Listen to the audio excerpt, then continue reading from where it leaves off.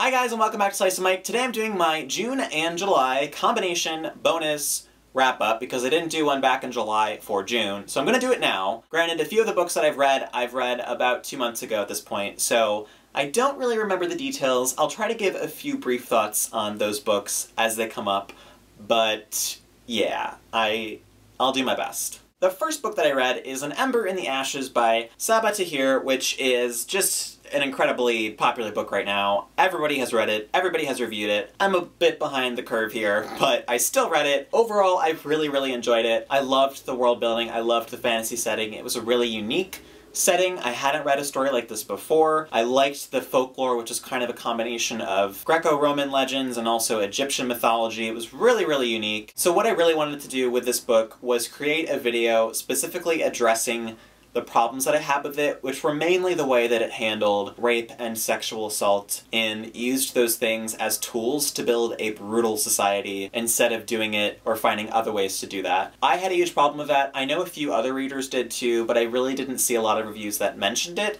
so I might just be in the minority here, but I felt like that was a huge block for me, the way that sexual assault was used to either build characters or make certain plot points happen or show characters to be a certain way. It just didn't fully work for me, but I did really enjoy the book, and I am looking forward to the sequel for sure. The next book that I read was Watership Down by Richard Adams, which I was inspired to read because I read and enjoyed The Bees by Lillian Paul, and this book was constantly mentioned in association with that book because they have similar themes. They're about communities of animals and their interactions with humans, and they're also told from the animals' perspectives. This book is about a warren or a group of rabbits who are forced to leave home. They kind of find their way across the English countryside. They're battling enemies, they're discovering more about the land that they inhabit. Eventually they want to find a home of their own where they can grow up comfortably and start families of their own. And I have to say overall, I loved this book. I gave it 5 stars out of 5. The writing was incredible. I understand why it's a classic, and it really feels, in a way, timeless. I just love books about animals. I liked this book for almost the same reasons that I liked The Bees by Lillian Paul. So if you liked that book,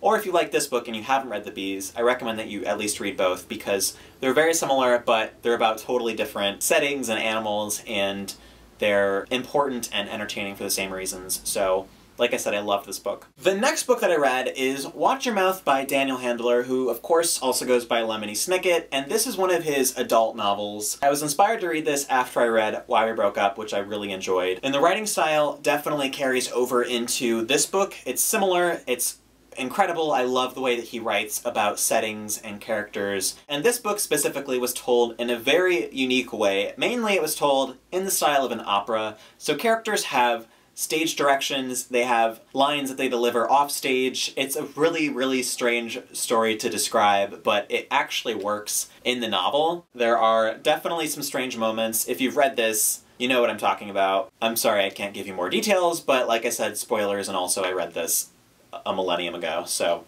what do I know? The next book that I read was Necessary Errors by Caleb Crane, which is a book that I finished towards the end of July. I talked about it briefly in a currently reading video. I've since finished it, and I have to say that this was a little disappointing in terms of what I was expecting and what I got from it. This book is about a young guy from the US named Jacob who goes to live in Prague right after the fall of communism in the 1990s, so Prague is newly democratic. It's a young, uncertain society, and it's just a very interesting place to be living at that time. So that's kind of what the book is about. This book was also about Western versus non-Western ideals and different political systems, and how the combination of capitalism and communism just leads to sticky situations sometimes. There were definitely a lot of politics involved, and it was clear that the author wanted this book to be about politics, and he used his characters a lot during conversations to kind of give his belief on different political systems, which is something you shouldn't really do as a writer, or if you're going to do it, you should do it subtly, which didn't really happen here.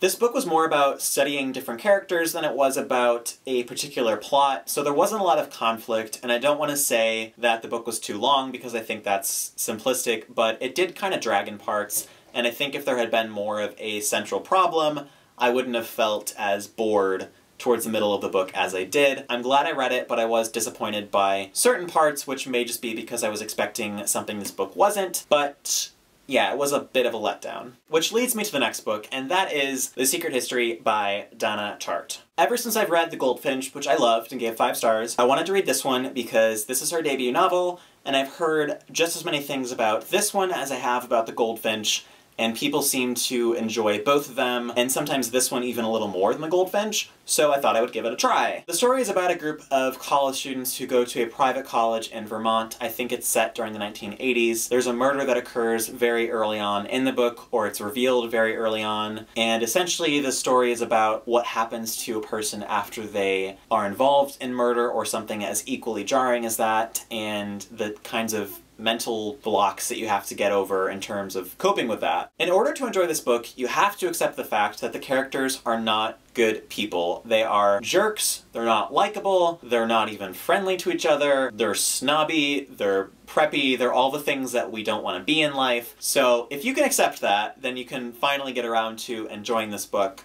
which I did, and I actually like books that are about unlikable characters because I think it's just more fun to read about them. But like I mentioned while I was reviewing the last book, this book dragged a little bit in parts for me, and I felt like there was a whole lot of character development that was going on, but there was also a lot of stuff that we were seeing over and over again, like scenes where characters were just drinking and smoking and not even really talking that much. But all that being said, Donna Tartt's writing is unparalleled, and I really enjoy her stories. And I would like to pick up her last novel that I haven't read, which I think is called The Little Friend. No idea what it's about, but I've enjoyed 2 out of 3 of her novels, so I think I might as well pick up the last one. So we'll see what I think of that one when I read it. The next book that I read is The Neverending Story by Michael Ende, which was a reread for me, and I did this as a buddy read with Kayla over at Kayla Rain. I'm glad that I read this book a second time because it gave me a chance to get more of the themes out of the book, which I probably missed the first time I was reading as a teenager. The one thing that struck me from this book is the fact that the childlike empress, who is a ruler of Fantastica, the setting of the book, is impartial to good and evil. She values everybody that's a part of her kingdom, and she doesn't really see sides. She is beyond morality, so to speak. In the same way, she tells Bastian that he's open to make both good and bad decisions, and she won't stop him and stand in his way when he starts to make bad wishes using his magical amulet. She lets him do what he wants, and the overall feeling of that is that you're able to make your own mistakes in life,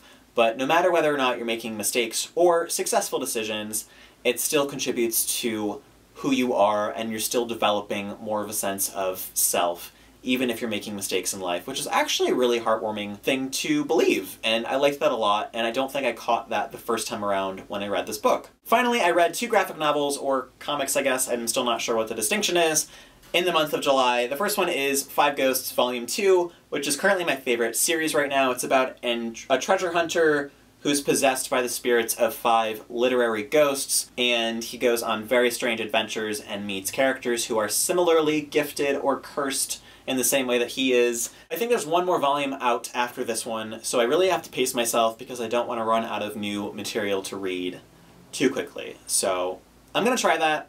Probably won't be successful, but I'll try. The last thing that I read is Lumberjanes Volume 1, which was written and illustrated by Noelle Stevenson, who also wrote Nimona, and this book reminded me a lot of Gravity Falls, which is a show that I love, and there's kind of like weird stuff that happens there in the woods, there's weird stuff that happens here in the woods. I also heard that Noelle Stevenson is involved in a show called Wander Over Yonder, which is a cartoon I think on Disney Channel. I'm not really sure, but I'm gonna look into that because I think it's something that I would be interested in.